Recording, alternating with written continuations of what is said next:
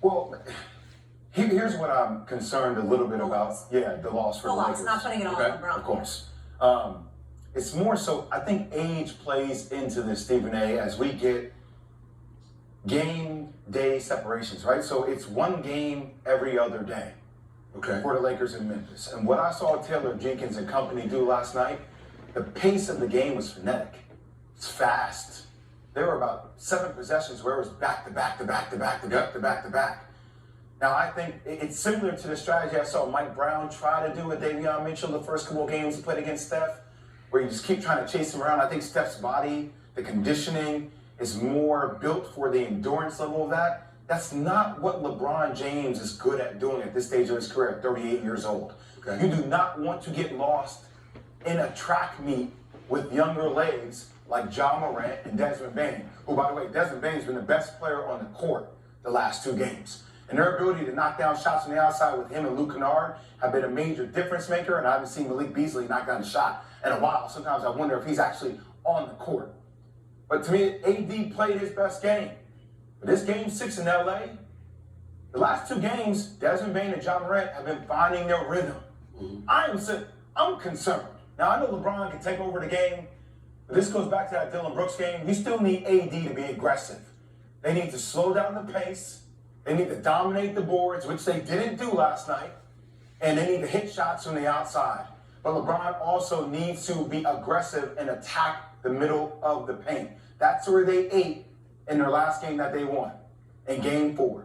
This is a team that took a lot of jumpers in game 5. It's not going to be the answer to beat them at home. You're not wrong. It wasn't as bad of a loss as people think, though. I'm going to tell you why. And I don't say this, and I want to make sure I'm clear so people listen. I don't mind. I don't give a damn about taking no damn heat from anybody. As long as you interpret what I said accurately, I will own what I say. That's all I ask from the public. I could care less what they feel if they're quoting me and they're interpreting it accurately. LeBron James, the reason why this loss wasn't a big game is because LeBron James let down the Lakers last night. LeBron James is the walking embodiment of a basketball savant. There is no one in the game of basketball smarter about the game of basketball that's in uniform than LeBron James. I have never heard anyone say otherwise in the last several years. There's brilliant basketball players all over the place, but none more brilliant than him. I'm talking about the thinking of the game. I'm talking about his mind. And to me, when you look at the pace, here's the thing. You saw, like you just point out, Memphis running the ball up the court. Did you know that the Lakers are averaging like 18.2 fast break points per game? They literally are leading all playoff teams in fast break points. So you're looking at the pace and you're like, wait a minute, they look slow, they look old. Memphis is running them out of the building once, when they went up like that 26-2 run, you know what I'm saying? It was like 75, 74, or 76, 74, and then the next thing you know, it's 102, 76, okay? So it was like 26-2 run that they just blitzed the Lakers between the late third, early fourth quarter. We get that, right? And you look at how fast Memphis appeared in those moments. But for the most part, the Lakers obviously have been leading everybody with fast break points, particularly in this series, which is a lot easier to do because you get easy baskets while waiting for a half break setup when Steven Adams and Brandon Clark are no longer there. Yeah, you can attack in the interior, but if you're pushing the ball up the floor, first of all, usually AD ain't on a fast break with you, so you're saving his legs to some degree as well. So that helps. But here's where I bring up LeBron. Because LeBron is so brilliant, and LeBron knows himself better than anybody else, LeBron knew he didn't have it last night. So LeBron kind of caved. He wasn't himself. And if you look at him right now, I wrote this down. It's 127 players this postseason with at least 23 point attempts. LeBron has the second worst 3-point percentage of anybody.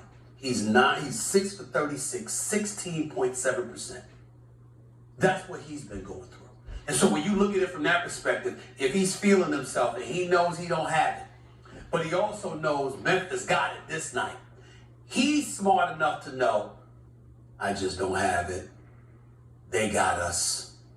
I got to be ready Friday.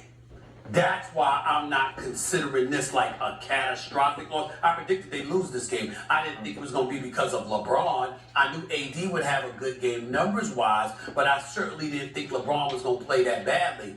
But I think what I saw from LeBron last night was a dude that saw he didn't have it and said, guess what?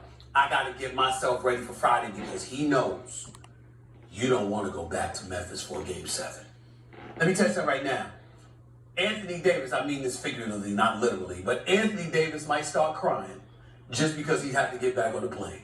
With them legs, you know what I'm saying? With all of his injuries and stuff like that, he don't even want to get on the damn plane. I mean, he like, nah, we can't make it. I'm just talking about the trip. I'm not even talking about the game. I'm just talking about the trip. The 4-hour trip that you got to fly back to Memphis. He don't want to go through that. LeBron don't want to go through that. They got to win Friday.